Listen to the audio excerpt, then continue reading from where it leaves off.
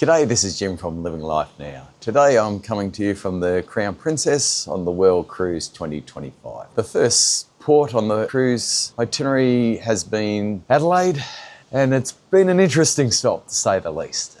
We struck a bit of weather coming in, up to about 5 metre swells. Departure was delayed. We stayed there overnight because of the squalls. At one stage there, I think we was reported that we were on a 6-degree list and a few plates went flying. But generally, that's part of cruising. You've just got to go with it.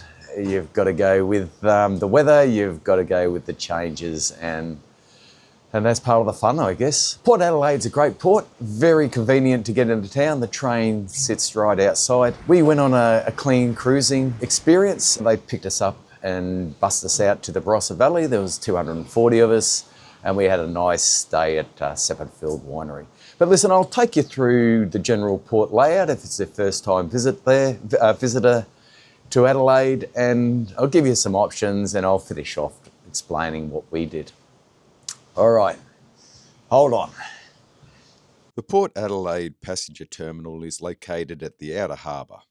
It's approximately 23 kilometres northwest of Adelaide's city centre. Travelling between the cruise terminal and the city typically takes about 30 minutes by taxi or 40 minutes by train.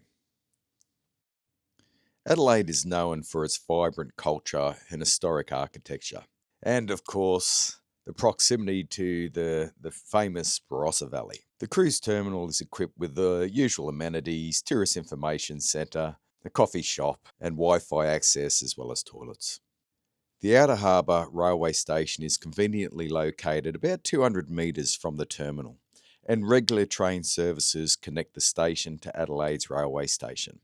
On the day we visited, trains were running every 30 minutes. The station is well resourced, and there's people there to help you with your tickets and for any access issues. So given the location of the train station, it's a pretty good option here for a visit into Adelaide City. Now, once in the city of Adelaide, it's quite compact, and the layout makes it ideal for exploration on foot. Key attraction includes, of course, the cricket ground, the Adelaide Botanical Gardens, the Art Gallery. There's a central market there, of course, Rundle Mall. But for those interested in venturing further afield, Barossa Valley and the McLaren Vale wine regions are close and make an ideal day trip.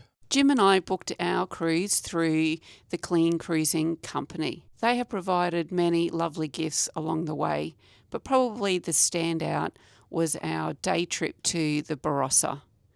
They escorted us in air-conditioned coaches to one of the oldest vineyards in the Barossa, Seppardfields.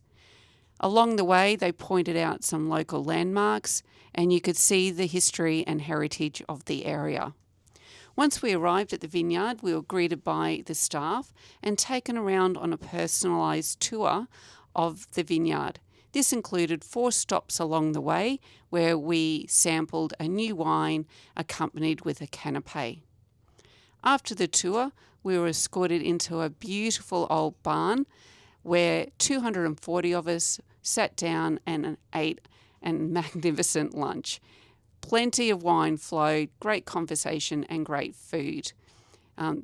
It truly was a remarkable day and very generous of Clean Cruising to put it on. Jim and I enjoyed all of the food and met some really lovely people on the way.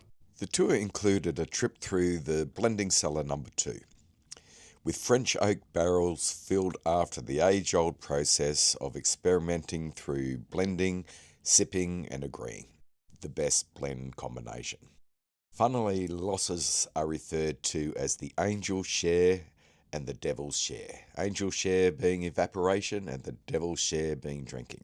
Also in the cellar was a large barrel for each ancestor, quite interesting. Another interesting place on the tour was the Cooper's Building. There was a character in there that showed us the enduring craft of barrel making. And barrel making is integral to the winery's rich heritage, and it underpins the aging process through the oak barrels.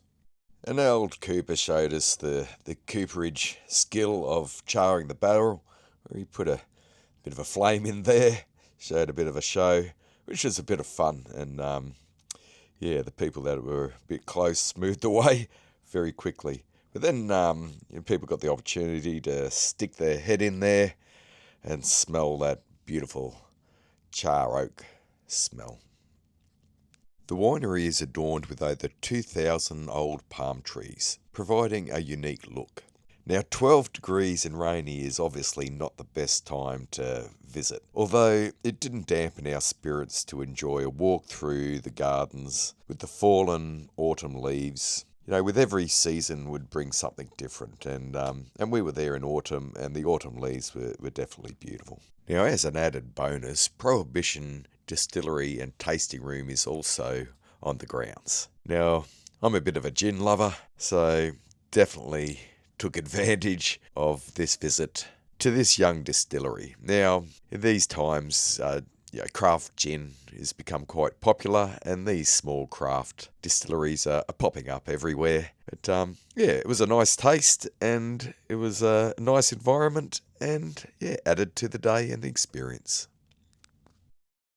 Now, the highlight of the day was definitely the 3-hour wet lunch. It started with a starter of artisan's bread and churned truffle butter, and then a set entree of tuna and shaved Japanese yellow mustard, paired with a Grenache rose. Then we moved on to, it was an alternate drop of either a lamb shank or chicken breast, paired with a Barossa Shiraz 2022.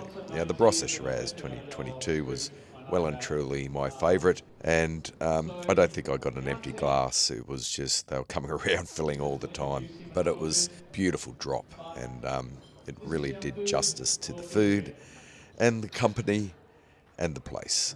The day didn't go without some challenges for our hosts. Through a bit of rain, the 1920s vintage cellar decided to leak a little bit. Towards the end of the event, the power went off, but it added to the ambience of the venue and the day, and as far as I'm concerned, it was flawless. It was good to spend the day with some nice people, and the bus trip back was pretty smooth, although I have to admit I probably fell asleep for half of it. It was good to meet our travel agent and put a face to the name, Suzanne. In closing, I'd just like to say I'd recommend Adelaide as a cruise port stopover. The people were nice, it's easy accessible, and it's a big thumbs up. Finally, to the people that have stopped and said hello to me so far on the Crown Princess, thank you. I'm always open for somebody to come up and have a chat. Enjoy meeting people. All right, if you found this interesting, give it a thumbs up and or subscribe. If you didn't, we'll move on. Sorry, I should be so thing. But anyway, we'll see you next time. Hooroo.